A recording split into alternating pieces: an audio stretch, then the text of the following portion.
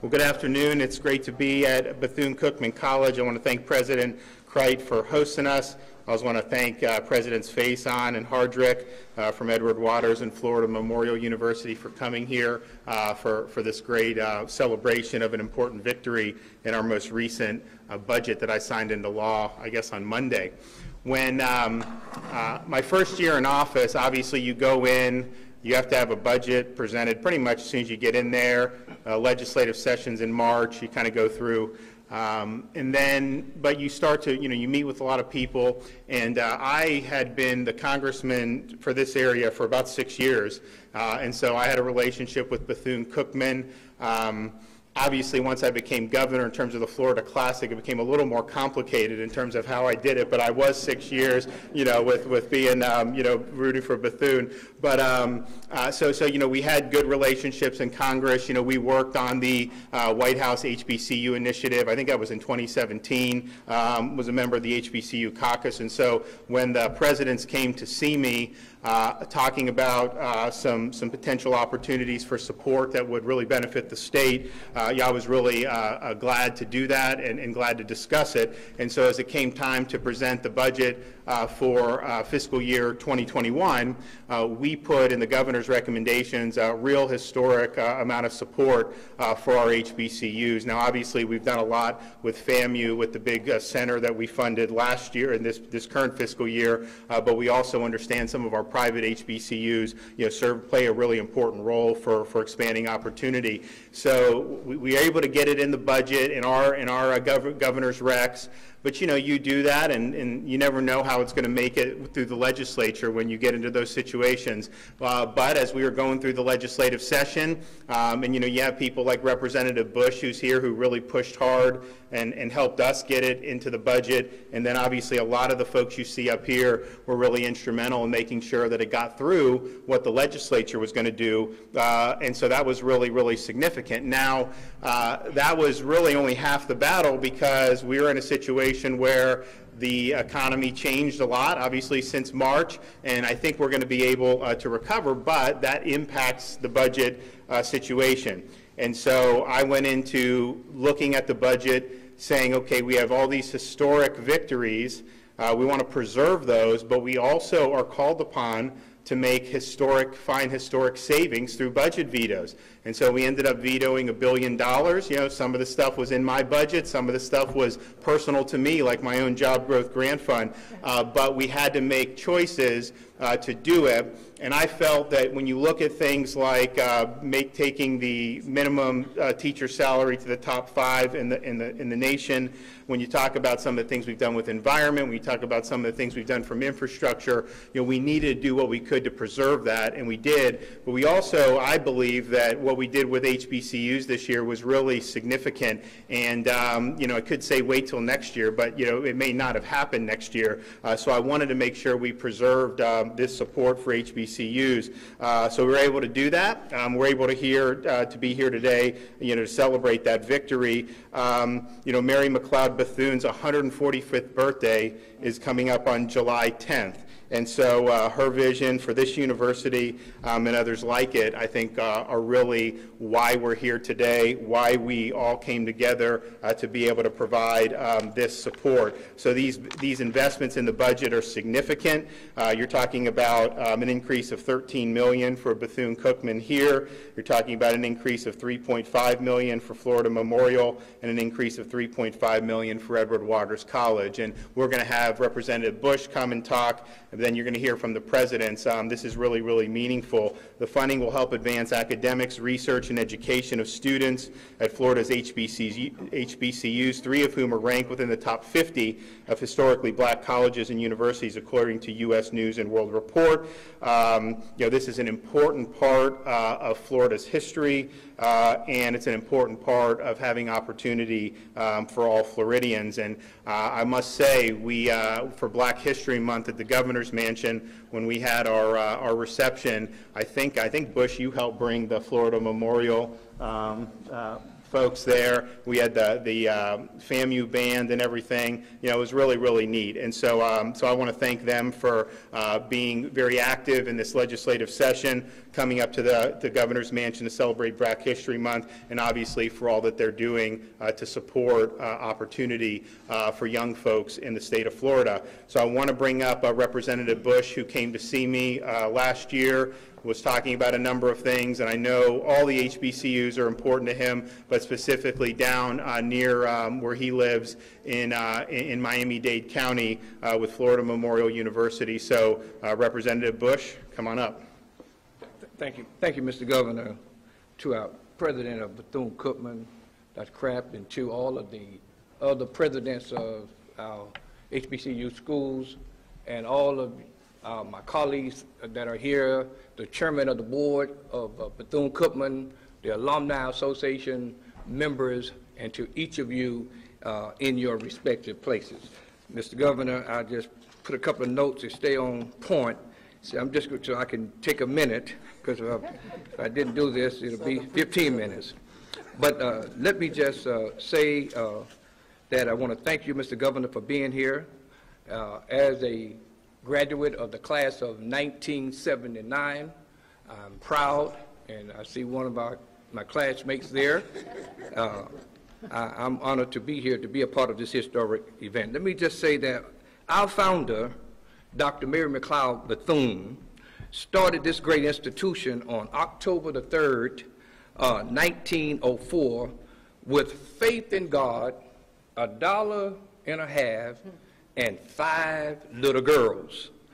I thank God for the Florida legislature.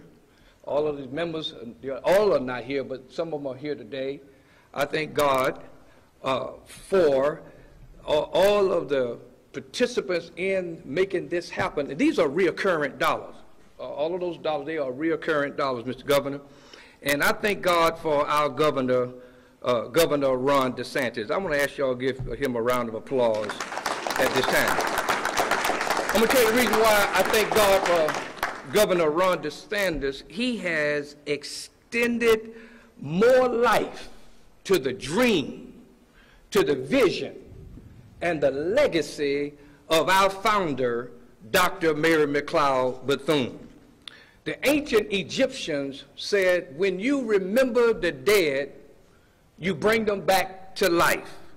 Mr. Governor, as we gather here today at this appointed place and anointed time to recommit ourselves to the legacy of our founder, Dr. Mary McLeod Bethune, to enter, to learn, and depart to serve.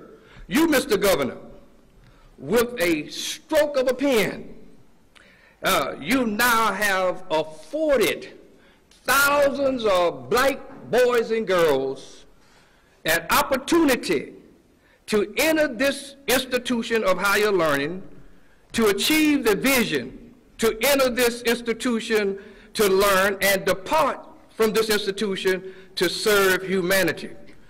What a marvelous return from God to our founder, Dr. Mary McLeod Bethune, just having faith in God, $1.50, and stepping out with 5 little girls. But watch this. And her return of her investment of $1.50, and God used the Florida Governor Ron DeSantis, in her investment of $1.50, and she returned this year $13 million. I think that deserves a round of applause. That's a good return. So on behalf of all of the Alumni Association members, not only in the state of Florida, but all over this country, Governor DeSantis, I want to say that we thank you very much. In closing, there's an old saying, action speaks louder than words. And I'm left with no other option but to proclaim this day and to go on record that I believe that Governor Ron DeSantis, he is a friend 2 HBCU schools. Would you agree with me on that? Never happened in the history of the state of Florida. This governor, God used him to make this happen today. So, Governor, I want to thank you for coming to my alma mater. I want to thank you for what you have done today, because what you have done today, you have now put yourself and written yourself in the history books of black history. Thank you, Mr. Governor, for this opportunity. Well, thanks, Representative Bush. Really appreciate those kind words. We've got the three presidents here, so I want to bring all of them up one at a time. So we'll start with our host today, President Crite from Bethune-Cookman University. So come on up.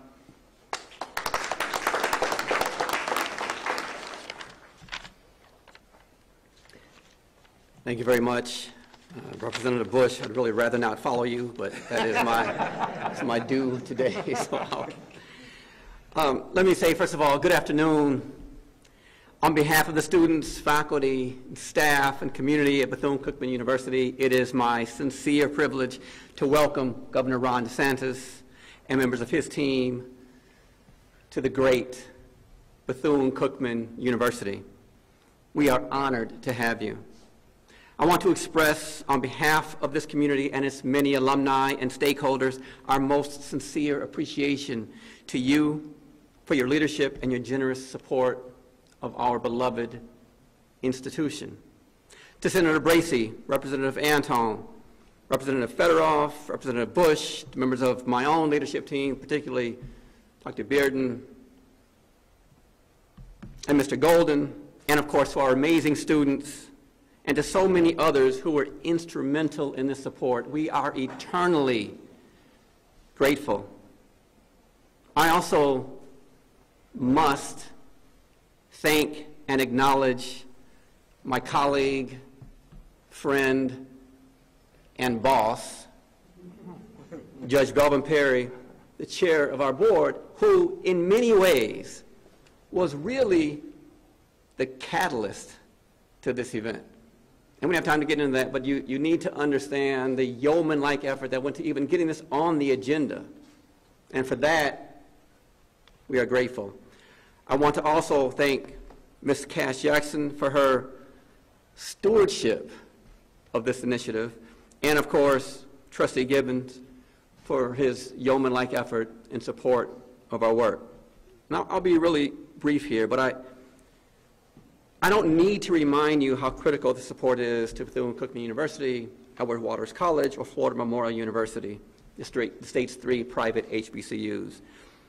The investment in these institutions on the part of the state of Florida is obviously and demonstrably critical. But so too are the signal effects. With this budget line, the state affirms its recognition of the extraordinary contribution and legacy of these 3 institutions.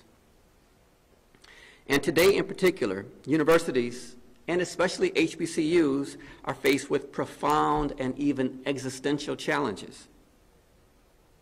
These challenges are only matched by the utter necessity of our work and the recognition of the role we assume in bridging the gap between ability and access for some of the state's most vulnerable, marginalized, and brilliant students.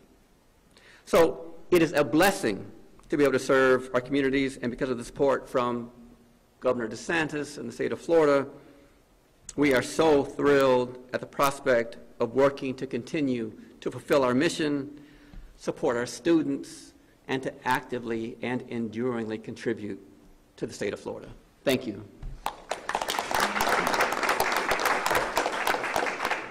All right, President Faison, come on.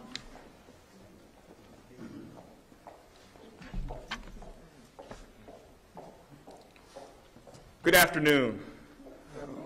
On behalf of our Board of Trustees, our entire administration, faculty, staff, and students, I am delighted to bring you greetings from the state of Florida's first independent institution of higher education and first historically black college or university at the Edward Waters College, where we are best known as Jacksonville's higher educational crown jewel.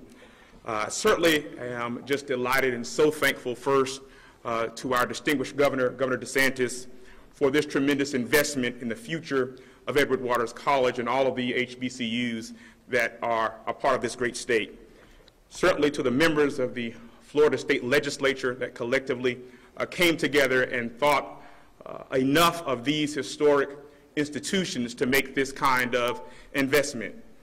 And certainly want to thank all of the members of the Legislative Black Caucus here in Florida that championed this cause for our institutions.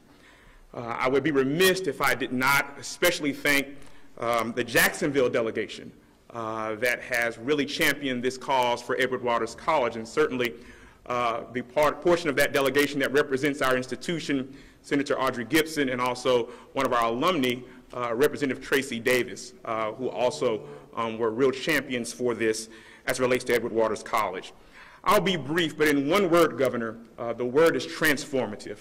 This is truly a transformative investment for Edward Waters College. We talk about gap funding. Many of the students that come to EWC, as do also attend the other institutions in this state, don't drop out. Many times they stop out because of financial difficulties. And so this is going to enable literally thousands and thousands of our students to remain in our institutions. And even those that may have left, we can now reclaim them because of this additional support. And so, Governor, we are so most thankful for that.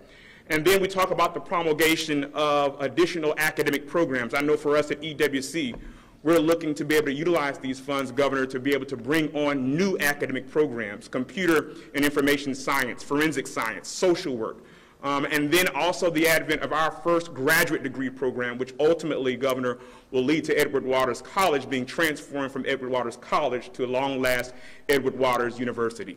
And so we are just so, thank you. We are brimming with anticipation and so very, very thankful for the tremendous investment and the transformative work that you led, Governor, and that our state legislature led. So thank you so very much, and God bless.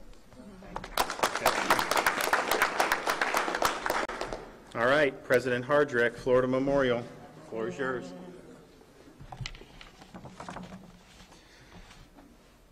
Okay, I'm one of those guys, I have to take my glasses off when I read, unfortunately. But first of all, let me just say, on behalf of our students, our Board of Trustees, our faculty, our staff, our administration, Governor, you have done something that is truly outstanding. And from the depth of our hearts, sir, I want to say thank you for the impact that you're making. And as Representative Bush said, you have definitely been one of those leaders who have stepped up to the challenge and done exactly what you promised to do.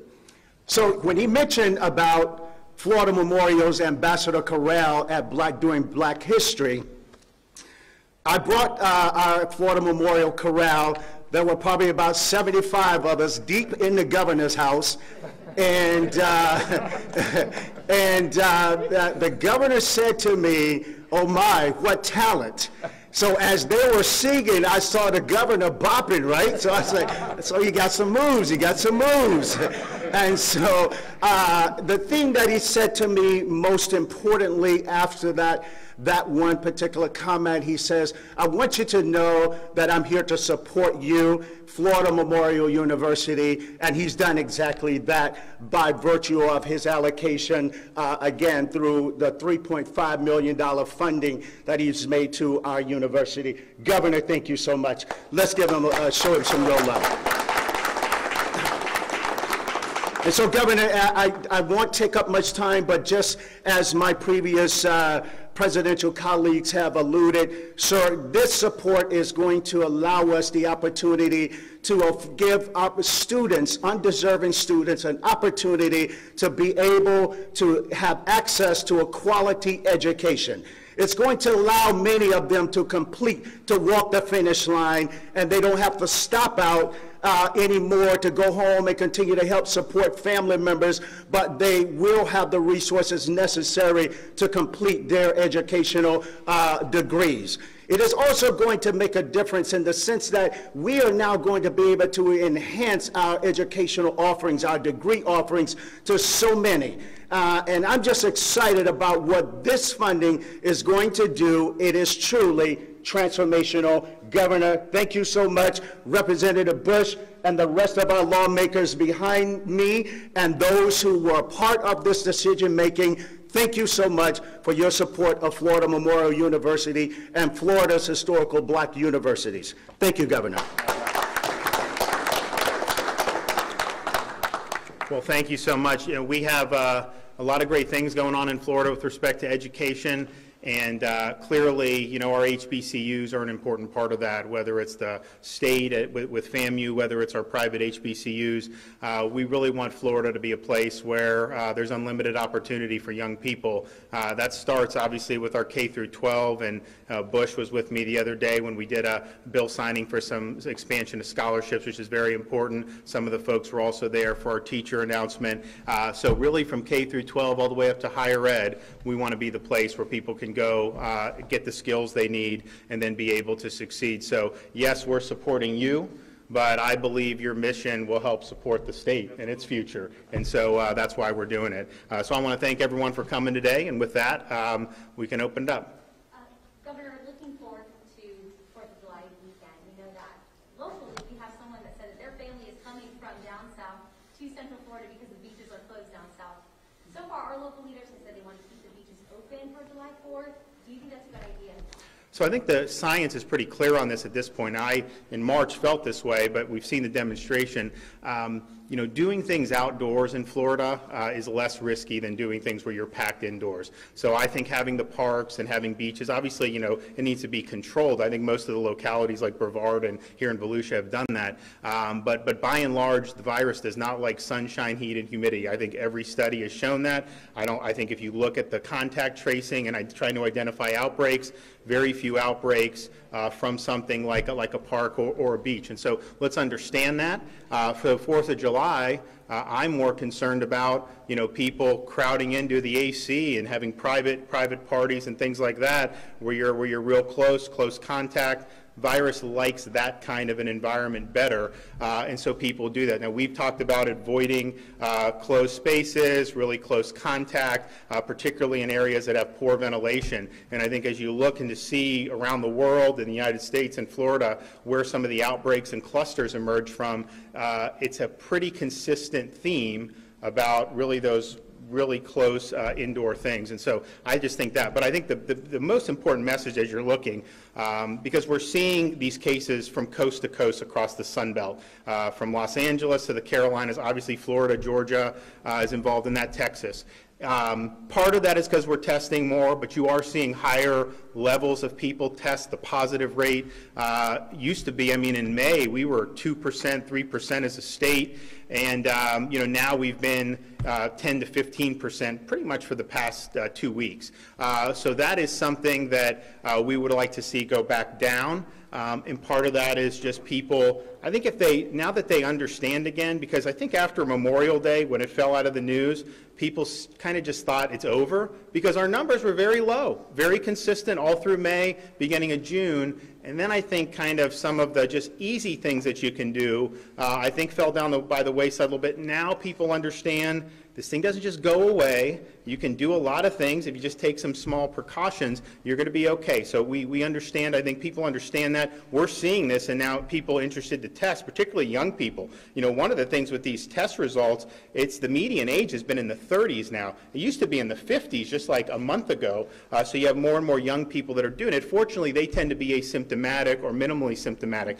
But I would say one thing we all have to work on is protecting the vulnerable. You know, as we see some of the spread that's occurred in different parts of the state, you know, if you're 65 or older, you know, take the measures necessary to avoid crowds and limit close contact outside your household, and as well as if you're somebody who may be under 65 but has some significant underlying medical conditions. that is the profile of the folks who tend to suffer significant clinical consequences, whether it's a serious hospitalization, and then obviously the vast majority of COVID-related fatalities have been in that group. And so protect the elderly, protect those who are medically fragile.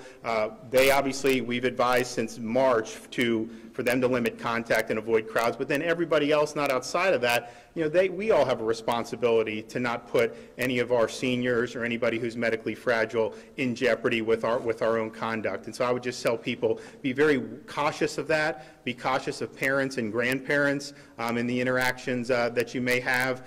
This thing this is not like everyone's testing 50, 60% like we saw in other parts of the country and the world, but we went from 4 or 5% to now 10 to 15%. So you do see more prevalence. That's just the bottom line. Governor, Yes, sir. If I can ask you, in the hurricane season, forecasters always have to look far out what may be coming. Economically, can you describe your action plan and your forecast, still considering there are thousands of March and April applicants still waiting on unemployment benefits, and also stress about moratorium coming at the 11th hour?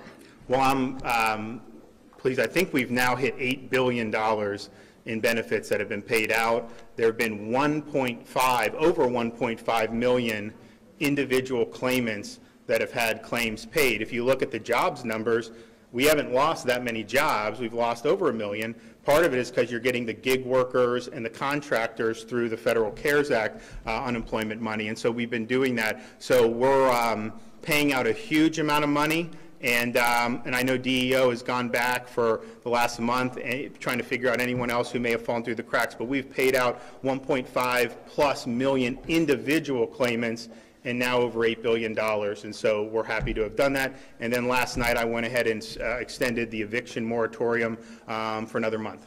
Yes, sir. In other parts of the country, we're hearing recommendations for people just to stay home for the 4th of July weekend. Would you recommend people would you rather have them stay home than?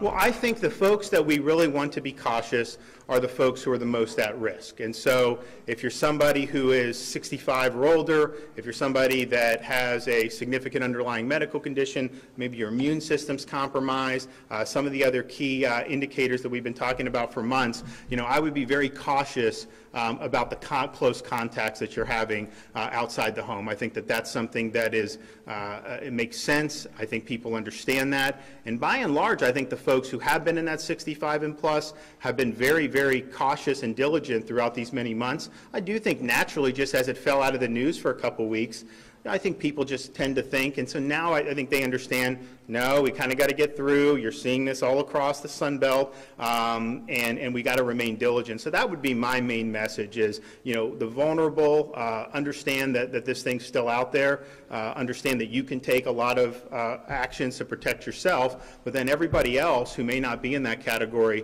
really has a responsibility not to put any of those folks at risk. Governor, yes, sir. The balancing act between tenants and landlords, the moratorium on eviction. Can you explain why it went down to the wire last night, just a few hours before we got a lot going on, man. I mean, we're working on 24/7 on a lot of different things. Obviously, we had the budget. I held the budget till the end because when they laid it on the desk, we were just now getting into seeing some of the COVID fallout. I mean, we knew COVID was here in March, but remember at that time, we were like testing, like New York did not have a documented case until I think like the first week of March.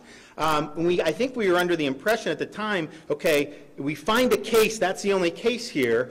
And I think as the weeks went on, we started to understand this thing's actually been out there for a long time.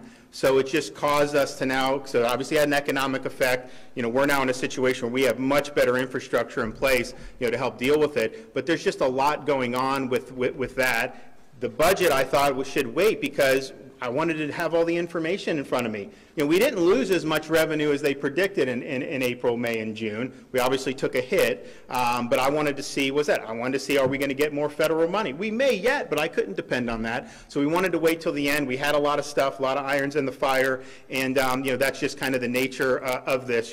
There's things happening all the time. We got a really big state, a lot going on. The epidemic is not uniform throughout the state. If you look at what's happening in Miami-Dade, that's different than what would be happening in like in Orange County or Volusia. I mean, Orange County, I think the median ages range, the daily cases, like 28 to 33 or something like that. Incredibly young. Miami is skewed younger than they were, but they're still, I think, in the early 40s. And so the shape of it just looks different. So that's all. There's just a lot going on, and you know, we're trying to do the best we can. One more. The state of Florida is scheduled to remove the statue of a Confederate general in the Statuary Hall in Washington, D.C. With Mary McLeod, Bethune. So there we go. I wonder if you could just talk a little bit about whether you support that move and, you know, just what your thoughts about why you might support that. Well, I think we were the ones that sent the word to the Congress. Obviously, the legislature passed that before I got there. But you know, I think Mary McLeod Bethune is somebody that you know, really should be an inspiration to everybody in the state of Florida. And quite frankly, the story of all these universities. I mean, Florida Memorial. What were you? 1866? 79. You were 66. Yes. So you know, they're coming out. This is post-bellum. Huge obstacles. I mean, you have Friedman going, and these folks are digging in, doing all they can to give people an opportunity in spite of huge odds. Yeah, we passed the post-Civil War amendments. That did not solve all the problems. And so they did that and fought against big obstacles. And then Mary McLeod as well in the beginning of the 20th century. So I think those are folks that we should really look to and understand. You know, it's easy to do well when the going's good. It's easy to do well when you have a road paved for you, but when you have obstacle after obstacle, but you keep your nose to the grindstone, you know, and that is really, I think, what America's all about. So we're here today because this is good for the state, but I do think that it's a symbol and a testament that we believe these HBCUs are an integral part of the history of the state of Florida. So God bless you guys. Thanks, everybody.